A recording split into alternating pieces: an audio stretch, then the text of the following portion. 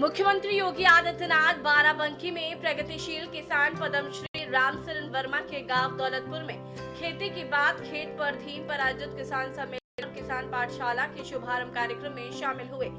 किसान की बात किसान के द्वार कार्यक्रम में उन्होंने कहा कि सरकार किसानों के प्रति अपनी प्रतिबद्धता निभाते हुए संकल्प पर किसानों को प्रोत्साहित करेगी। उन्होंने बताया कि किसान पाठशाला के माध्यम से अब तक लगभग 190 लाख किसानों को प्रशिक्षित किया जा चुका है।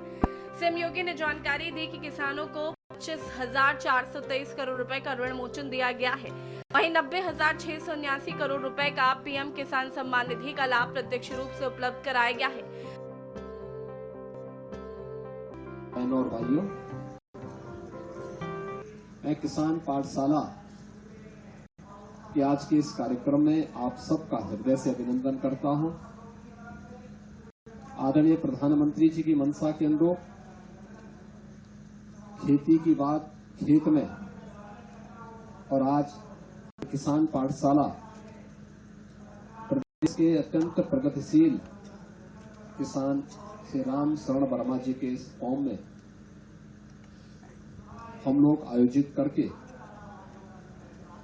वास्तव में खेती क्या है, खेती की चुनौतियां क्या हैं, कम लागत और अधिक उत्पादन से हम कैसे अन्नदाता किसान खुशहाल करके देश को समृद्ध बना सकते हैं, इसके बारे में बहुत नजदीक से यहाँ पर देख रहे हैं। और मैं अभिनंदन करूंगा श्री रामचरण वर्मा जी और उनके साथ के उन सभी प्रगतिशील किसानों का। उन्होंने अपनी मेहनत से उत्तर प्रदेश को एक नई पहचान खेती और खेती से संबंधित उन सभी सेक्टर में दी है। आज के इस पाठशाला के अवसर पर मैं आप सभी अन्नदाता किसानों से कहूंगा कि आप भी अपने यहाँ कुछ करिए।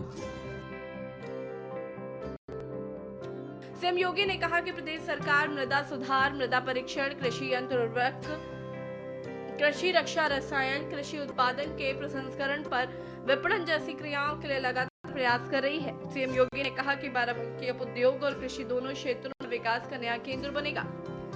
हादरगढ़ विधानसभा क्षेत्र में पूर्वांचल एक्सप्रेसवे के निकट 220 हेक्टेयर में इंडस्ट्रियल कॉरिडोर विकसित किया जाएगा। उन्होंने रामचरण वर्मा जैसे किसानों की सराहना की जो आधुनिक तकनीकी और वैज्ञानिक तरीकों से खेती कर नई पीढ़ी के लिए प्रेरणा बन रहे हैं। इस धरती पर अनेक ऐसे महापुरुषों ने जन्म लिया है जिन्होंने देश की आजादी के लिए अपना पूरा का पूरा जीवन समर्पित भाव के साथ काम किया।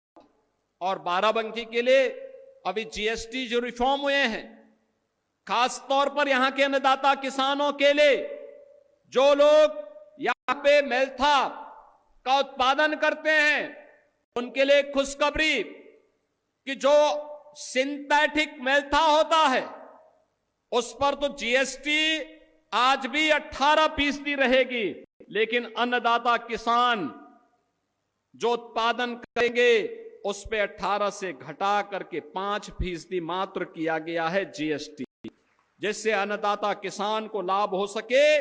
प्रधानमंत्री मोदी जी ने इस कार्य को आगे बढ़ाया है। यहां के प्रगतिशील अन्नदाता किसानों को मैं अभिनंदन करता हूं।